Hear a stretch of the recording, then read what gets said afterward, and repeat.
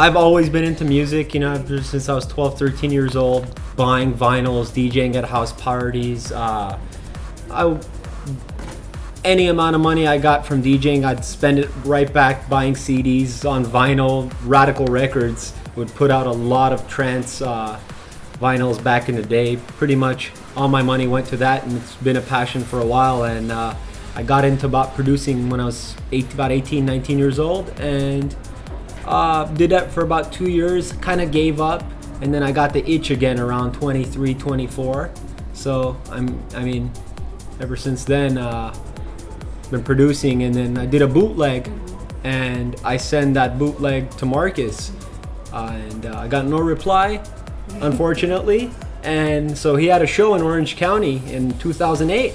Went to the show, gave him the same bootleg on a CD. He said, "Yeah, I heard it." And I was like, "Wow, really?" So he liked it, and then he played it on the show the following week after on Global DJ Broadcast. And then Timmy over here messaged me and said, "Hey, I heard your bootleg on the radio show, and you interested in working on music together, as we kind of have the same style?"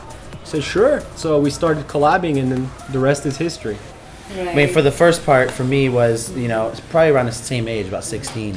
You know, I started just experimenting, and then around that time I learned about Markus, because he was doing his radio show on Party 93.1 in Miami, and I was kind of, an avid fan, trying to go into the chat room all the time. And then I started to, go to his shows in Washington, D.C.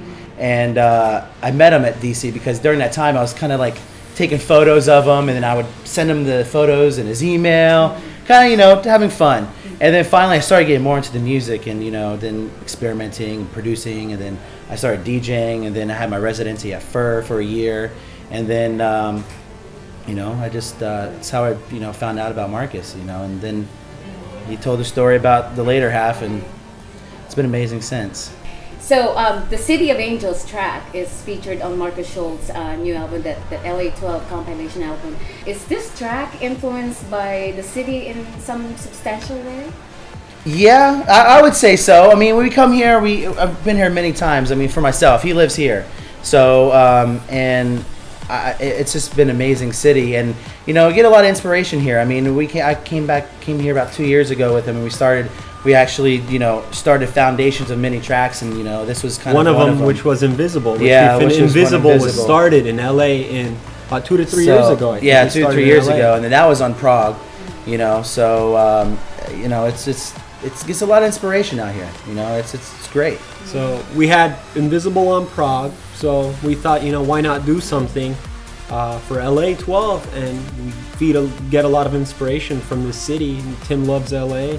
Yeah. We always connect when we're out here, work on music. So we had an idea to hook up with our buddy Mike Elevation for the track, and he added his little flair to it, added our flair, and you get City of Angels, and you have that uplifting, amazing progressive trance that's is rocking.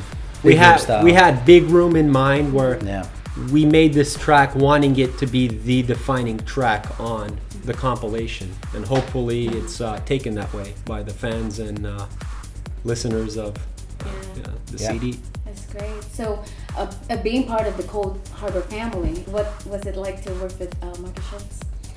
Always amazing. Yeah. I mean, knowing him for quite a long time, for many years now, I've been able to grasp onto the fact of his sound and what he wants to hear and what is needed for his sets. We're building stuff for our sets, but we're also building it for his sets because he has built us, and and it's like we want to adapt to both of our styles, and try to feed off each other. And it's great to have him in the studio. So how much nurturing did you get being part of the family? I would say a lot. Yeah, I mean, absolutely. Markus gives us a lot of feedback on our tracks, what we can change, structures, what works in the club, what doesn't work. So he guides us in that direction, and we're open to make changes to our track. And absolutely. Yeah. You guys started out your podcast pretty dope. Any plans on expanding that to other channels? Yeah, we actually just launched the the iTunes podcast version of it, and it's on Mixcloud. It's on iTunes now. So every Friday at 8 a.m. Pacific time, 11 a.m. Eastern Standard Time It's growing every day. It's on the doing Progressive good. channel. Yeah. Are we expecting a new album to come out from you guys this year? We don't know release date, but we are, and we have a couple vocal tracks already done. You're gonna let her know about. Yeah, we actually might be playing. We'll play our new vocal tomorrow night. Yeah, it's gonna be nice. So We got a new one coming out on Cold Harbor from the album. So yeah, we're so gonna that'll world be premiere that. technically our first vocal. So everyone's gonna get a little taste of that tomorrow. Oh my God. We're really excited about it. So, name 2 tracks that you think have affected you most in your life. What For do you me, think? I'd have to say Gabriel and Markus Schulz and Gabriel and Dresden featuring "Departure Without You Near." Yeah, That track really struck a chord with me. It defined the sound I was after when I first started producing, and that's what helped me get into the Cold Harbor sound. So, hands down, "Without You Near," our good friend Zubin and Kaz from LA sing on that track. Great vocal, just defines the Cold Harbor sound. So I'd have to say that. You want to list Yeah, it? no, I would say the Gabriel and Dresden was their remix of Southern Sun, Paul Oakenfold. I would say kind of got me into the mood of where I wanted to experience the electronic dance scene, So I would say that was kind of my growing period where I one of my favorite tracks of all time was probably Southern Sun. So, what do you think are the key elements to a good production and performance? Arrangement. Arrangement. Yes.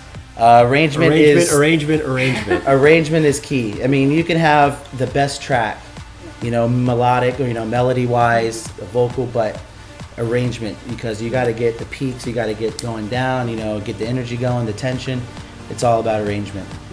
Any other big plans or projects that you have brewing this year? We got a lot of collabs in the works. Always. I think our big thing is our album. Yeah. That we're trying to, get finished. And I was actually out in Miami about 2 weeks ago. We were working on the album in the studio. yeah. Got a bunch of ideas laid out, so hoping to finish a track or 2 in March for WMC, which we're actually playing at Cold Harbor Night in Miami. Right. March, Cold Harbor Night, we'll be doing that as well as another show unannounced yet, but we'll reveal it when it's ready. So, when was the last time you guys masturbated? Shoot. What do you want to answer that? I don't know. You got that. That's a fun question. Yes, it is a fun question. Markus Schulz had the best answer for that. Because Do you want to answer that question? I don't know. in the elevator on the way up to the room. Yeah, in the elevator. I don't know about him. On the way to this interview. But, yeah. Oh my gosh. Shoot. It was a pleasure. So everyone over here, you guys can't see that, but they're looking. They're all looking. We heard that. Yeah, okay. Oh Good. my gosh. You didn't see that coming, did you? No. I knew there was a question, but Special request from Markus Schulz. Yes. special Really? request. What was Marcus's answer? yeah, I didn't ask him that question. that's funny. He would set us up like that. Don't worry, we'll get him back. We'll get you back.